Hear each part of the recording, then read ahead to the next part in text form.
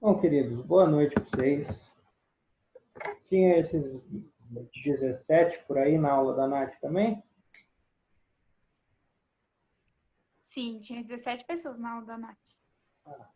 Show.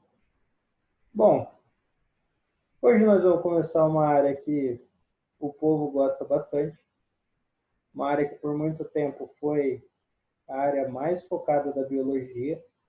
Então todo mundo gostava de biologia por causa da genética e por causa de descobrir parentesco e tudo mais. Hoje em dia a genética ela continua sendo importante, só que como eu comentei em aula com vocês, não é mais a disciplina que está em evidência dentro da biologia. Principalmente eu digo isso na questão de pesquisa e tudo mais. O que hoje em dia está Professor, mais em evidência é a biologia molecular. Oi? eu ia perguntar mesmo, o que estava mais de evidência na biologia? Eu achei que era a ecologia. Não, cara, é biomol, velho. Todo trabalho de C, todo trabalho de mestrado que você pega e você olha, sempre vai ter pelo menos alguma metodologia de biologia molecular nele. Assim, biologia molecular e genética, elas estão intimamente ligadas. Só que o foco mudou. O foco da genética é o que isso daqui vai me promover. O foco da biologia molecular é entender a estrutura disso daqui. Então, assim, um leva a outro, beleza, um leva a outro. Só que conforme foi ficando mais robusto a ciência, nós fomos conseguindo ir adentrando um pouquinho mais nessa estrutura. O que tem aqui fora a gente meio que já sabia. Então, com o surgimento da biologia molecular, com o desenvolvimento dela, hoje em dia ela é o que mais se tem utilização em divulgação científica. Mas a genética ainda é uma das partes mais importantes que tem no ensino médio e uma das partes mais importantes que está caindo nos vestibulares. E isso desde sempre. Desde quando o tio aqui prestou vestibular. A genética é cartãozinho batido. Pelo menos um exercício, seja na primeira fase, seja na segunda fase, vocês vão acabar tendo que realizar. E aí, o que acontece? Agora eu vou dar uma opinião minha. Vocês têm várias formas de trabalhar genética. Tem um monte de possibilidades, um monte de sequências que são propostas para vocês por diversos materiais de ensino de como você toca a disciplina da genética. Eu vou tocar de um jeito que eu gosto particularmente. Essa nossa primeira aula, nós não vamos falar de Mendel, nós não vamos falar de ervilha, nós não vamos falar de nada disso. Probabilidade, cruzamento, não. Para mim, a primeira aula de genética, ela deve ser uma introdução a conceitos. Por quê? Porque, cara, a genética tem muito nome, tem muito conceitozinho. E quando você pega um exercício, aquele exercício de genética mesmo, aquele exercício de genética tradicional, você vai ver que, geralmente, é um exercício que tem um enunciado um pouquinho mais longo. E aí, dentro desse enunciado, vocês vão perceber que existem todos esses conceitos aqui embutidos, e embutidos de uma forma que vai tentar induzir vocês ao erro, induzir vocês a trocar, de repente, um homozigoto com um heterozigoto, ou a trocar um dominante com um recessivo. E aí vocês podem ter certeza que o vestibular vai estar contando com vocês fazerem essa troca. E que, na hora que você confunde o homo com um heterozigoto, você vai achar uma alternativa que vai estar correta nisso que você pensou. Então, o vestibular vai contar que você vai fazer essa confusão e vai te dar uma alternativa justamente dizendo o que a sua confusão te fez pensar. E aí você perde uma questão. A genética é difícil? Não é difícil, não é nem um pouco difícil. Mas a gente precisa fazer os exercícios de genética com uma atenção redobrada no enunciado. Se a gente conseguir interpretar o enunciado e se essa base da aula de hoje estiver muito bem sedimentada na cabeça de vocês, você vai ver que vai ser uma facilidade absurda. Vai ser muito sussu, vai ser muito tranquila a genética para nós. Tá bom? Então, vamos nos familiarizar com os conceitos que a gente vai ver daqui para frente. Seguinte. Primeiro de tudo, o que é genética? O que é essa área toda que nós vamos entrar hoje? Toda aula de genética que vocês tiverem, o professor vai chegar para vocês e vai colocar assim, o título da aula, beleza, genética. E aí a primeira coisa que ele vai colocar ele vai estufar o peitão e falar que a genética é o estudo do gene. Tudo bem, a gente pode aceitar esse tipo de coisa. Agora, eu faço uma pergunta para vocês. Só isso? A genética é somente o estudo do gene? E aí, se eu quiser ser até um pouquinho mais polêmico, para nós aqui, nesse nosso contexto de vestibular e de ensino médio, a genética é o estudo do gene, de alguma forma? Dá para a gente pensar a respeito dessas coisas, não dá? Por quê? Vamos tratar como um exemplo aqui. Vocês estão lá, quando tudo isso acabar, né? Aquele primeiro final de semana depois que a quarentena tiver passado, que vai ser uma loucura absurda nesse país, tá? Vai ser o maior final de semana que já existiu na história. Vocês vão estar lá relaxados, aquela confraternizaçãozinha, aquela festinha. E aí, do nada, chega um alvo de vocês. Naquele alvo. Você aproxima do alvo e você percebe que seu alvo tem um baita de um olho verde, bonito pra caralho. Você olha e fala, eita, olha esse olho verde da pessoa. E o que muitos de nós pensam quando a gente vê uma pessoa com um olho verde? Você olha e fala, caralho, imagina um filho meu com esse olho. Eu acho que todo mundo já pensou isso. Quando vê um olho verde, quando vê um olho azul. Agora eu pergunto para vocês, o que te chamou a atenção da pessoa? Não foi o olho verde? Foi a característica que aquela pessoa tinha. E na hora que você notou essa característica, a sua reação foi essa daqui? Você vai chegar nela e vai falar, bicho, olha, você tem o olho verde. Esse seu olho verde, ele é graças à presença desses e desse gene aqui, que estão localizados nas porções tal e tal e tal dos cromossomos X, Y, Z. Eles vão ser formados por essa sequência de bases nitrogenadas. Eles vão ter os seus primers de início tal, os seus primers de final tal. A temperatura de anelamento desses genes é essa daqui, a temperatura de finalização dos genes é essa daqui. E vocês vão falar isso, professor? Não vão. Vocês vão falar, bicho, eu quero esse olho verde no meu filho. Vocês concordam que a primeira abordagem que eu teria feito seria o estudo do gene? Saber quem é o gene, saber onde esse gene está localizado, saber o par de base, a sequência de bases que forma ele, saber em qual temperatura a minha enzima começa a fazer a tradução desse gene. Isso é o estudo do gene, só que eu não faço. Por quê? Porque eu estou preocupado com o quê? Em pegar aquela característica da pessoa e transferir esta característica para um outro indivíduo. Eu quero pegar o olho verde daquele ser e transportar para as próximas gerações. Esse é o cerne da genética.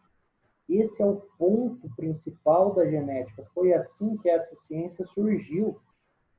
Então, além da gente saber que a genética é o estudo dos genes, é importante a gente ter na cabeça que a genética é o estudo da transmissão dessas características gênicas. É como uma característica de um indivíduo que é dada pelos genes que ele tem, como que eu vou pegar essa característica e vou transferir para um descendente dele? Esse é o grande ponto. Então, nós não podemos ficar presos somente em falar que genética estuda gene. Não estuda. A genética estuda os genes e a transmissão dessas características. A transmissão das características gênicas, ela recebeu o nome de hereditariedade. Então, conforme uma característica vai sendo transmitida ao longo das gerações que vão passando, isso se torna uma característica hereditária. Foi assim, foi desse jeito que a genética surgiu com Mendel lá no monastério, cruzando ervilha que nem louco. Porque ele queria ver se a cor se repetia sempre. Agora, o Mendel, lá no monastério, ele não estava nem aí sobre o que era um gene. Esse estudo do gene, ele foi surgir somente depois. Foi surgir anos depois, quando a gente se tocou do que era um gene. Tranquilo? Então, fomos apresentados à nossa matéria. Fomos apresentados ao que nós vamos estudar. Nós vamos estudar a hereditariedade e um pouquinho dos nossos genes. Tranquilo? Esse é o nosso ponto de partida. Pegando aqui essa nossa primeira seta, vamos dar um zoom e vamos ampliar isso daqui um pouquinho. O que seria um gene? O gene, ele é qualquer porção que vai ter no meu DNA que tem a capacidade de gerar uma proteína para mim. Tá? Então, vão ser as porçõezinhas do meu DNA que, se eu sintetizar e processar, se eu processar aquelas partezinhas, isso me dá uma proteína. Então, vamos pegar aqui e vamos imaginar que esse daqui é o DNA de um indivíduo X. Por ser pequenininho, vamos imaginar que é o DNA de uma bactéria. Tranquilo. E aí, eu vou lá, analiso o DNA dessa bactéria e olha só, eu percebo que esta minha regiãozinha aqui, que é formada por uma, duas, três bases nitrogenadas, esta regiãozinha aqui, ela consegue ser transcrita num RNA mensageiro. E aí a gente volta lá na aula de transcrição que nós tivemos antes da parada da quarentena. Então, se essa parte conseguir ser transcrita em um RNA mensageiro, esse RNA mensageiro sair do núcleo, for traduzido pelos meus ribossomos e gerar uma proteína, eu vou poder chamar esta região aqui de uma região gênica. Então, isso vai ser um gene que eu tenho no meu corpo. Tá? Uma sequência de DNA, uma porção, uma sequência de bases, que eu consigo fazer todo o processamento e, no geral, ter uma proteína. Ah, professor, mas não é todo o meu DNA que é composto por genes? Não. Eu vou ter regiões da minha molécula, eu vou ter regiões do meu ácido nucleico que não viram RNA mensageiro, que não são traduzidos e que não formam proteínas. Ah, professor, então são regiões inúteis? As regiões que não formam gene, elas não têm utilidade nenhuma para mim? Muito pelo contrário. A diferença é que a utilidade dela não é genética, mas ela pode ter uma utilidade estrutural para a molécula, pode ter uma utilidade de, por exemplo, sinalização. Vocês já se perguntaram, quando nós tivemos aquela aulinha lá de síntese proteica, nós falamos sobre a transcrição, que é quando eu vou pegar essa parte daqui e transcrever, formar o RNA mensageiro. Vocês já se perguntaram como que a enzima sabe onde está o gene? Como que a minha RNA polimerase sabe exatamente que a região gênica é essa daqui? Já passou pela cabeça de alguém isso? E aí eu falo para vocês um negócio. Como que a minha RNA polimerase vai saber? Justamente pelas bases que vão estar contidas antes do gene. São bases que não vão fazer parte dessa minha sequência, só que são sinalizadores. Então, a hora que a minha RNA polimerase está passando aqui pela fita e ela reconhece os sinalizadores, ela sabe que depois dos sinalizadores vai ter o gene que ela precisa transcrever. Esses sinalizadores recebem o nome de primers. Então, a hora que ela está rodando a molécula e ela reconhece um primer, ela sabe que depois daquele primer vai vir esse meu gene 1. E aí ela faz a transcrição desta região e depois vai ter um outro primer para indicar que o gene acabou. Então, veja só, o primer não vai ser sintetizado. O primer não é o gene, só que é uma região de extrema importância.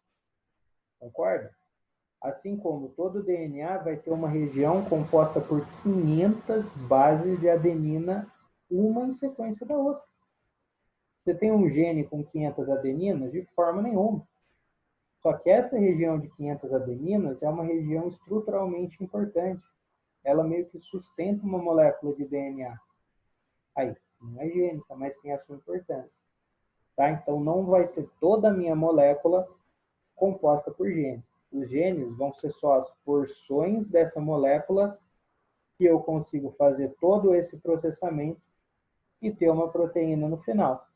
Tanto que a gente pode ver aqui que, ó, eu vou descer um pedacinho, não vou ter síntese de proteína nenhuma nesse pedacinho, e aí, ó, eu vou chegar numa outra parte.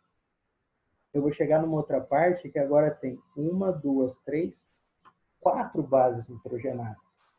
A hora que eu passo por essas 4 bases nitrogenadas, eu consigo de novo fazer a transcrição, a tradução e obter uma nova proteína. Então, se eu consigo fazer isso de novo, eu posso afirmar que aqui é uma outra região gênica do meu DNA. Ou seja, nesse DNA que a gente está analisando, eu encontrei 2 genes. Perfeito? Então, toda a porção do DNA que conseguir gerar uma proteína para mim vai ser um gene do meu corpo. Tranquilo? Tudo bem? Professor, Oi. e o RNA, onde ele entra? O que acontece com ele? O que ele faz? Eu não entendi muito bem. O RNA, quando você faz a transcrição, você vai gerar um tipo de RNA, que é o RNA mensageiro. Esse RNA mensageiro é a cópia dessa parte do núcleo, dessa parte do DNA. E ele vai levar a receita para você gerar a proteína. Então, você vai copiar a receita da proteína que está no DNA, transformar em RNA, e aí você vai criar a proteína a partir da receita. Por quê? O DNA está aprisionado no núcleo. E eu preciso da proteína no citoplasma. Como o DNA não pode sair do núcleo, ele cria uma cópia, que é o RNA mensageiro. Esse RNA mensageiro, essa cópia, vai ser lida pelos ribossomos e aí eu vou ter a formação da proteína no citoplasma. Beleza? Professor, quando você diz a transcrição, você quer dizer a síntese de proteína é o quê? A síntese de proteína é esses 2 processos. Ah, tá, os Transcrição dois e juntos. tradução são as 2 etapas para a síntese de proteína. Você transcreve a receita da proteína para gerar o RNA mensageiro e você traduz essa receita para formar a proteína. Então, são os 2 passos da síntese proteica. Então, o nosso gene, ele vai transcrever, e o RNA vai traduzir, que vai levar essa mensagem para ser produzida a proteína igual. O nosso gene tá prescrevendo, é isso? O nosso gene, ele vai ser copiado e a cópia do gene é o RNA mensageiro. Essa cópia vai sair do núcleo e fora do núcleo ele vai ser traduzido pelo ribossomo. E o ribossomo vai fazer a leitura dessa cópia e formar a proteína. Esse é o processo de síntese completo. Beleza? Muito bem. Então, ó, vamos imaginar que eu esteja falando de um indivíduo onde todo o material genético dele seja esse pedacinho aqui. Tá? Então, é uma bactéria, poucos genes, DNA minúsculo. Então, isso daqui é todo o DNA daquele indivíduo. Tranquilo. Chegamos à conclusão de que todo o DNA desse indivíduo ele vai ter 2 genes, não é? Quando eu consigo pegar o conjunto dos genes que o indivíduo tem, eu vou ter o genótipo daquele indivíduo. Tá? Então, sempre que vocês verem genótipo, é o conjunto de genes que um indivíduo tem. No caso, o genótipo desse meu indivíduo padrão aqui, ele é composto pelo gene 1 e pelo gene 2. Não confundam genótipo com genoma, por favor. O que é o genoma? Genoma é uma parada que teve também nos holofotes há um tempo atrás, principalmente no início da década de 2000, com o projeto Genoma Humano. E o que consiste o genoma? O genoma, gente, ele vai ser o mapeamento da molécula inteira de DNA. Como assim o mapeamento? Eu vou pegar esse DNA dele e eu vou descobrir absolutamente todas as bases que formam esse ácido nucleico. Eu vou saber que base é essa, que base é essa, que bases são essas daqui. Todas as bases nitrogenadas eu vou descobrir. Quando eu faço isso, eu vou ter o genoma da espécie. Tá? Então, o genoma é o mapeamento da molécula inteira, com os genes e com as regiões que não são gênicas. O genótipo é o mapeamento somente das regiões gênicas. Então, no genótipo, só me interessa os genes daquele indivíduo, no genoma, me interessa o DNA inteiro, com os genes e com as partes que não têm gene. Muito bem. Agora vamos ver se vocês concordam comigo. Se eu sei o conjunto de genes, ou seja, se eu sei essa regiãozinha aqui, nós aprendemos também na aula de síntese proteica a formar as minhas proteínas, seguindo aquela tabelinha dos aminoácidos e tudo mais. Então, beleza. Se eu sei essa sequência daqui, eu sei qual RNA mensageiro vai sair. E, como nós sabemos fazer a tradução, eu sei também qual proteína que eu vou ter. Muito bem. Sabendo o conjunto de genes, eu sei o conjunto de proteínas também. Maravilha. E essas proteínas, elas vão ser responsáveis por fornecer as minhas características. Então, todas as minhas características, elas vão se dar devido à presença de proteínas específicas. Como assim, professor? Cor da pele. A cor da pele, ela é determinada por uma proteína. Melanina. Então, um indivíduo que tem uma pele mais escura, ele vai ter mais dessa proteína. Um indivíduo que tem a pele mais clara, ele vai ter menos dessa proteína. Mas percebam, todos os seres humanos vão ter o mesmo gene para melanina. O que vai mudar é a quantidade com que esse gene se expressa. Cor do olho, mesma coisa. Cor do cabelo, mesma coisa. A pessoa que é mais alta, ela produziu mais hormônio de crescimento. O hormônio de crescimento é uma proteína. A pessoa que é mais baixa, ela produziu menos hormônio do crescimento, então ela tem menos aquela proteína. Ou seja, se eu pego o genótipo e conheço os genes, eu automaticamente conheço as proteínas. E conhecendo as proteínas, eu posso conhecer a característica da pessoa. A característica da pessoa é o fenótipo. Tá? A característica do ser vivo eu vou chamar de fenótipo. O que me interessou naquela pessoa não foi o olho verde, então o fenótipo dela que me interessou. A característica que foi expressada pelo gene que ela tem no DNA dela. Então eu posso definir o fenótipo para vocês como resultado da expressão do genótipo. Qual que é o resultado da expressão do genótipo? Uma quantidade de proteína. Quanto maior a expressão, quanto maior a quantidade de proteínas, mais realçado o fenótipo vai ser. Quanto menor a quantidade de proteínas, menos realçado esse fenótipo vai ser. Um outro ponto importante é nós percebermos que a determinação do fenótipo, além de depender do genótipo, depende do ambiente. E aí nós podemos falar que esse fenótipo ele é plástico. Tá? Os indivíduos apresentam uma plasticidade fenotípica. Como que a gente entende essa plasticidade fenotípica? A plasticidade fenotípica é a capacidade de um fenótipo de se alterar. Dependendo do quê? Dependendo do aumento da expressão do genótipo. Vejam Mas só. por que plasticidade? Entendi, professor. Perdão, não ouvi? Por que é plasticidade? Então, aí é uma questão mais de semântica. Tá. Entendi. Plasticidade justamente por ser algo mutável. Por ser algo que não vai ser sempre a mesma coisa. Algo que pode ser alterado. Entendi. É o mesmo processo, por exemplo, vamos fazer uma cirurgia plástica.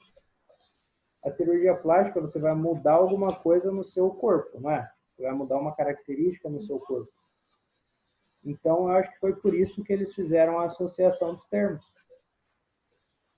Mas é uma pura questão semântica. O que eu vou mudar é sempre o fenótipo. Eu não vou alterar o genótipo. Então, a pessoa, ela pode ser uma pessoa albina ou pode ser uma pessoa com a maior quantidade de melanina que o mundo já viu. O gene dessas duas pessoas vai ser exatamente o mesmo. O gene da cor da pele é igual. O que vai mudar Professor, entre o albino e a pessoa com mais melanina? o gene, então, cada espécie pode dizer que cada espécie diferente tem o mesmo gene? Quer dizer, cada espécie tem o mesmo gene. Os indivíduos da mesma espécie têm o mesmo gene, é Os isso? indivíduos da mesma espécie têm os mesmos genes. A diferença tá. é o quanto esse gene vai se expressar. O gene da pessoa que é albina é o mesmo Não vai ter gene da nada de pessoa melanina. que tem a melanina em excesso. A diferença é que o quê? No albino, esse gene se expressou menos. Na pessoa com a melanina em excesso, esse gene se expressou mais. É a quantidade que define. Exato. E aí, o que vai ajudar a essa expressão do genótipo? O ambiente. O ambiente ele vai ser um fator limitante pra caramba em como o meu genótipo vai se expressar. Professor, uma pergunta assim que agora veio assim na minha mente. E a pessoa que tem vitiligo? A condição do gene dela? Então, aí sim você teve uma alteração no gene. Só que aí entra na característica de mutação. Ah, tá. Acabou de vir aqui o sinal, falta menos de 1 minuto para a nossa live ser encerrada. Eu vou parar aqui, vocês podem entrar já no mesmo link, tá? Eu só não vou continuar porque daqui a pouco vai cortar. Então eu vou parar a gravação agora